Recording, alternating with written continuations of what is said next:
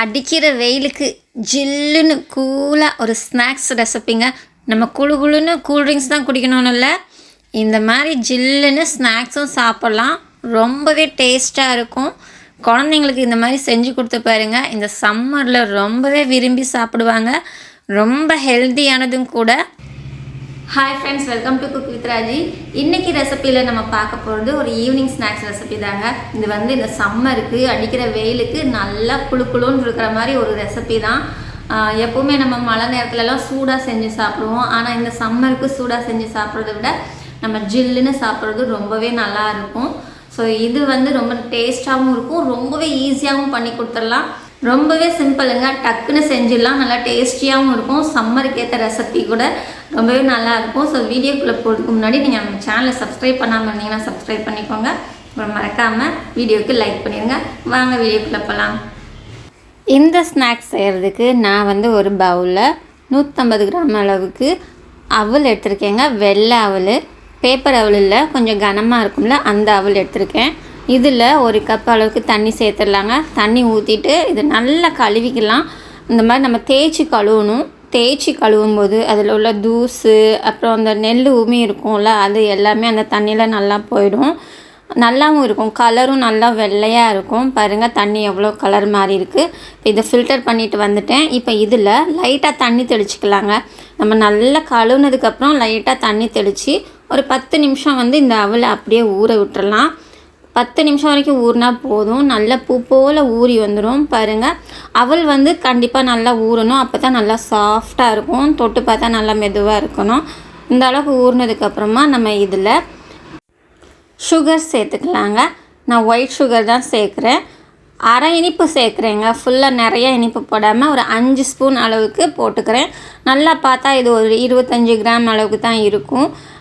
அதிகமாக இனிப்பு போட்டிங்கன்னா அது ரொம்பவே திகட்டிட்டு வரும். அதனால் பாதி அளவு போட்டுக்கலாம். உங்களுக்கு எந்த அளவுக்கு இனிப்பு பிடிக்குமோ அந்த அளவுக்கு இனிப்பு சீனி சேர்த்துட்டு லைட்டாக அந்த சீனி கரையிறதுக்காக லைட்டாக தண்ணி தெளித்து விட்டுட்டு இதையும் அந்த அவலோட நல்லா மிக்ஸ் பண்ணிடலாங்க.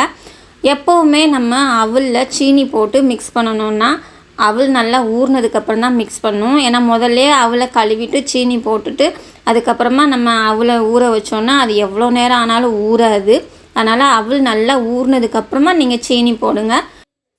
ஒயிட் சுகர் சேர்த்துட்டு நல்லா மிக்ஸ் பண்ணி விட்டுட்டு இதில் நமக்கு பிடிச்சது என்னென்ன நட்ஸு பிடிக்குமோ அதை லைட்டாக வறுத்துக்கலாங்க. இப்போ நான் ஒரு பாத்திரத்தில் 1 ஸ்பூன் அளவுக்கு நெய் சேர்த்துக்கிறேன். நெய் ரொம்ப சேர்க்க வேண்டாம், 1 ஸ்பூனே போதுமானது.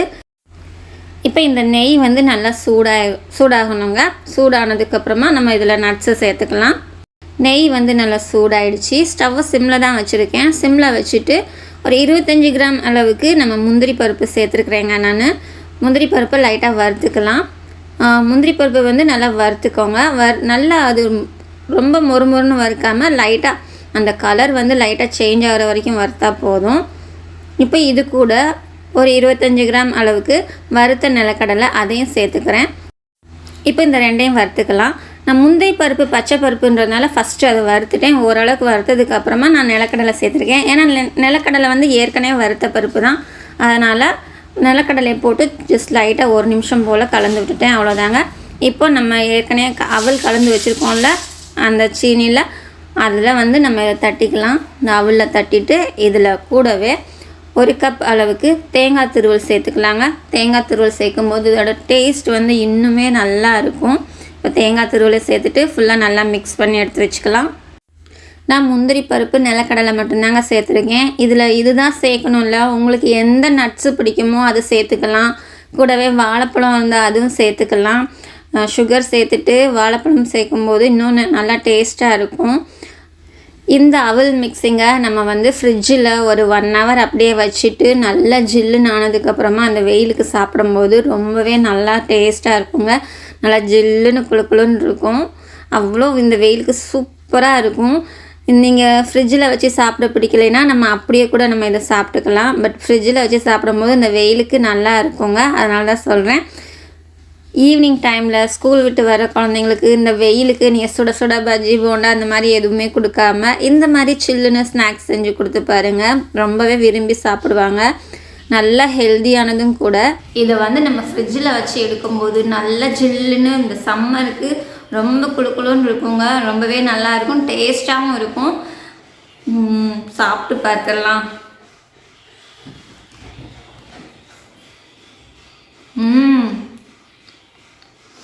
நிஜமாகவே சூப்பராக இருக்குங்க. கட்டாயம் நீங்கள் ட்ரை பண்ணி பாருங்கள். நீங்கள் ஃப்ரிட்ஜில் வச்சிங்கன்னா உங்களுக்கு ஒரு நாள் ஃபுல்லாக வச்சுருந்தாலும் மறுநாள் கூட நீங்கள் எடுத்து வச்சு சாப்பிட்லாம். ஆனால் ஃப்ரிட்ஜில் வைக்காமல் சாப்பிட்டீங்கன்னா ஒரே நாளில் காலி பண்ணிடணும். ஏன்னா நம்ம தேங்காய் யூஸ் பண்ணியிருக்கோம்ல. ஸோ ட்ரை பண்ணி பாருங்கள். ரொம்பவே சூப்பரான ஹெல்த்தியான ஸ்நாக்ஸ் ரெசிபிங்க. ஸோ வீடியோ பிடிச்சிருந்தா வீடியோக்கு லைக் பண்ணிடுங்க. சேனலை சப்ஸ்கிரைப் பண்ணாமல் இருந்தீங்கன்னா சப்ஸ்கிரைப் பண்ணிடுங்க. மறுபடியும் அடுத்த வீடியோவில் நான் சூப்பரான ரெசிபியோட பார்க்கலாங்க. பாய்.